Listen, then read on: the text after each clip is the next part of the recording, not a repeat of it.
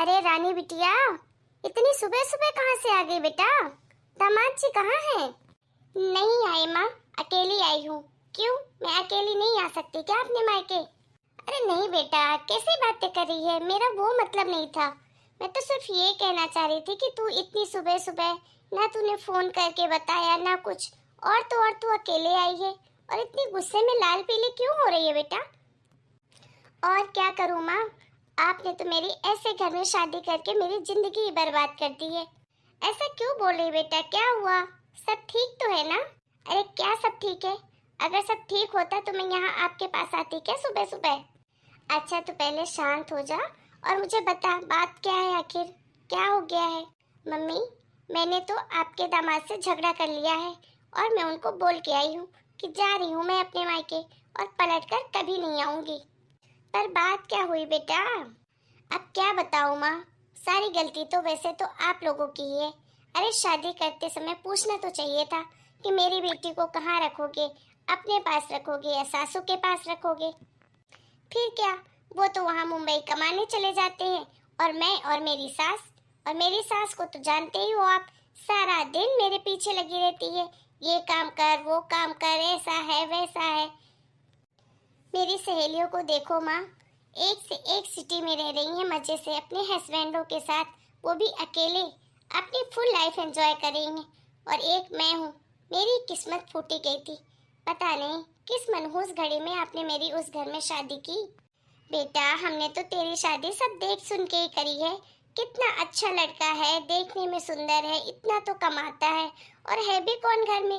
एक अकेली सास ही तो है, ना ससुर है, ना देवर है, ना जेठ है, कोई भी तो नहीं है। एक वो सास ही 100 पे भारी है मम्मी, सबकी कमी अकेले पूरी कर देती है।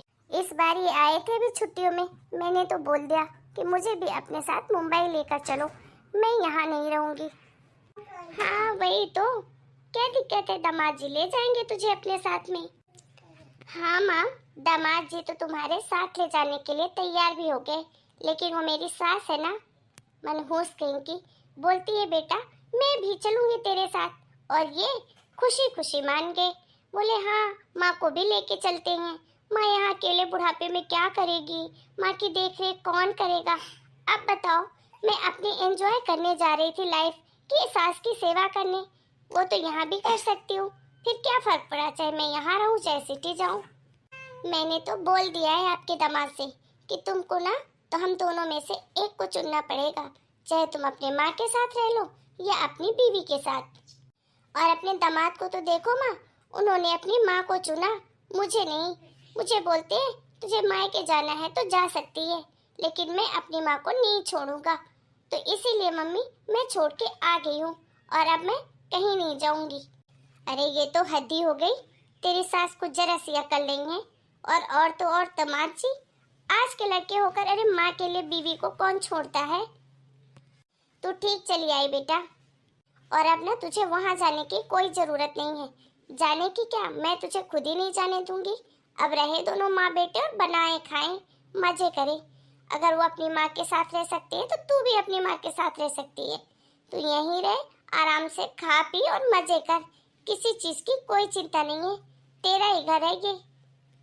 देख लेना माँ, अब आए हो मुझे जब तक मेरे पैरों में नाक नहीं रगड़ेगी ना कि मेरे साथ चलो मेरे साथ चलो, तब तक ना मैं इस घर के बाहर कदम नहीं रखूंगी।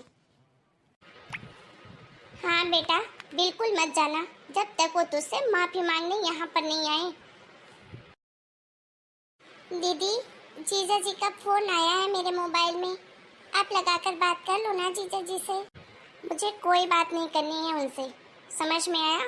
और अगली बार अगर आपके मोबाइल में फ़ोन आए ना तो आप ही बात कर लेना, कोई ज़रूरत नहीं है मेरे पास आने की, समझिए आप? अरे दीदी, क्यों गुस्सा करते हो आप इतना? कितना टाइम हो गया है, आप बात कर लो ना जीजा जी से। आपको फ़ोन लगाते आप उठाते नहीं हो, इसीलिए तो उन्होंने मेरे मोबाइल में फ़ोन लगाया आपसे बात करने के लिए। अरे जब मुझे उस आदमी से बात ही नहीं करनी है तो मैं क्यों फ़ोन उठाऊं? उस आदमी ने अपनी माँ के लिए मुझे छोड़ दिया, तो अब रहे अपनी माँ के साथ। दीदी बुरा मत मानना, एक बात कहूँ आपसे। दीदी, एक लड़की एक औरत का उसका असली घर उसका ससुराल ही होता है। आप ऐसे छोटी छोटी बातों में आप जीजा जी को छोड़ के आ गए हो, आप उनसे बात ही नहीं कर रहे हो, तो ये लड़ाई कैसे सुलझेगी? आप बात करोगे तभी तो कोई हल निकलेगा ना। अब तो आसपास के समाज वाले लोग भी आपके बारे में बातें बनाने लग गए हैं दीदी, क्योंकि आपको मायके आए हुए 3 महीने से भी ज़्यादा का समय हो गया है। किस किस का मुंह बंद करेंगे हम? ऐसा है ना कि तुम अपना ज्ञान अपने पास रखो। तुम्हारे पेट में दुख रहा होगा ना, आस पड़ोस वालों का नाम क्यों लेती हो? ये बोलो कि मैं तुमसे देखी नहीं जा रही हूँ, मेरे लिए खाना नहीं बनाया जा रहा, मेरे कपड़े नहीं धुले जा रहे, मेरे बर्तन नहीं धुले जा रहे, बहाने क्यों बना रही हो? लेकिन एक बात तुम कान खोलकर सुन लो, मैं इस घर की बेटी हूँ और अभी मेरी माँ जिंदा है और इस घर पे पूरा अधिकार मेरी माँ का है, तो मैं यहीं रहूँगी और कहीं नहीं जाऊँगी। समझ गई तुम? आप मुझे गलत समझ रहे हो दीदी, मेरे कहने का वो मतलब नहीं था। मुझे काम करने में कोई दिक्कत नहीं है आपका, बस मैं आपकी भाभी होने के नाते यही कहना चाहती हूँ दीदी कि ऐसी अकड़ में आपका घर टूट जाएगा। तुम मेरी चिंता मत करो और मुझे ज्ञान देने की ना कोई ज़रूरत नहीं है। अभी मेरी माँ जिंदा है, वो मुझे सही गलत समझा सकती है। वही तो प्रॉब्लम है ना दीदी, इस बार माँ आपको सही नहीं गलत बता रही हैं और माँ की वजह से और आपकी इस अकड़ की वजह से आपका घर टूट जाएगा दीदी, और बाद में पछताने के अलावा आपको कुछ भी हाथ नहीं लगेगा। अरे यार क्यों पका रही हो? नहीं चाहिए ना मुझे तुम्हारा ज्ञान, वहाँ भी बहुत ज्ञानी थे, उसे तंग आकर तुम मायके आई हो, अब यहाँ उनकी कमी तुम पूरी कर रही हो। तुम अपना गैस ना अपने पास रखो, मुझे कोई ज़रूरत नहीं है तुम्हारे ज्ञान की। अपने काम से काम रखो और मेरे हस्बैंड और वाइफ के बीच में जो है हम देख लेंगे, तुम्हें बीच में पड़ने की कोई ज़रूरत नहीं है, समझी? अब दफा हो यहाँ से।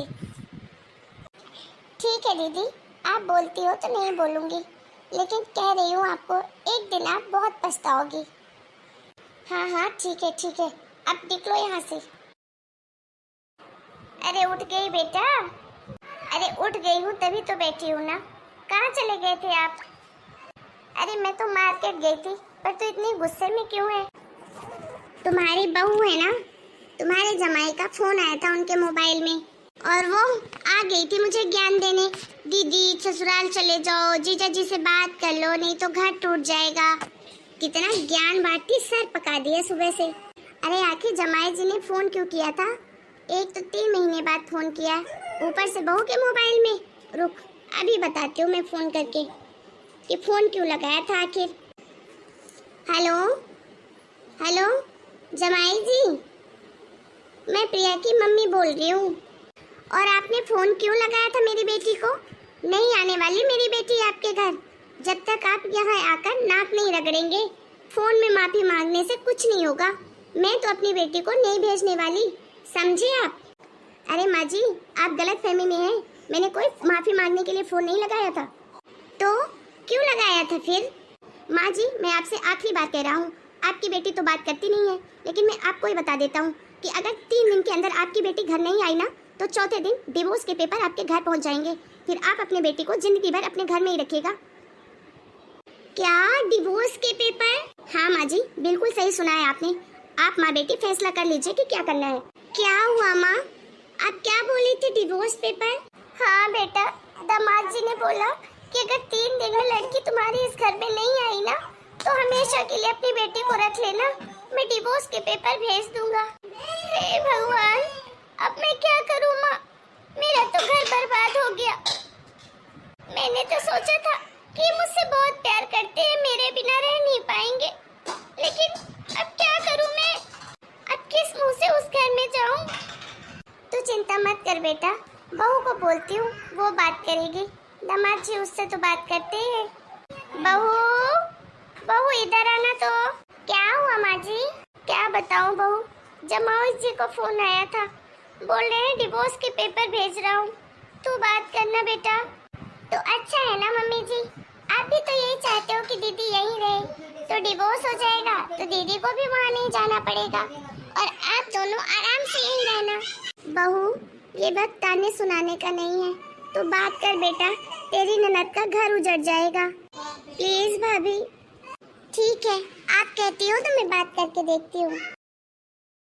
क्या हुआ बहू, बात हुई तेरी? हाँ माँ जी, जीजा जी कह रहे हैं कि एक ही शर्त पर मैं आपकी ननद को अकेले मुंबई अपने साथ लेकर जाऊंगा, अपनी माँ को छोड़कर। कौन सी शर्त बहू? यही माँ जी कि अगर मैं और आपके बेटा आपको यहीं छोड़कर अकेले कहीं बाहर शहर में रहें, तब मैं भी आपकी ननद को अकेले लेकर अपनी माँ को छोड़कर चला जाऊंगा। क्या? हाँ माँ जी, मुझे माफ कर दे बेटा, मुझे समझना चाहिए था। तेरी माँ होने के नाते तुझे समझा बुझाकर तेरे ससुराल भेजना मेरा फर्ज था, लेकिन मैं भी तेरी ही बातों में आ गई और अपनी ही बेटी का घर उजाड़ने चली थी। तू जा बेटा, अपने ससुराल जा और अपने पति और अपनी सास से माफी मांग ले और अपनी जिंदगी की नई शुरुआत कर बेटा। ऐसी छोटी छोटी बातों में घर छोड़कर नहीं जाते। हाँ माँ, मैं जरूर जाऊंगी।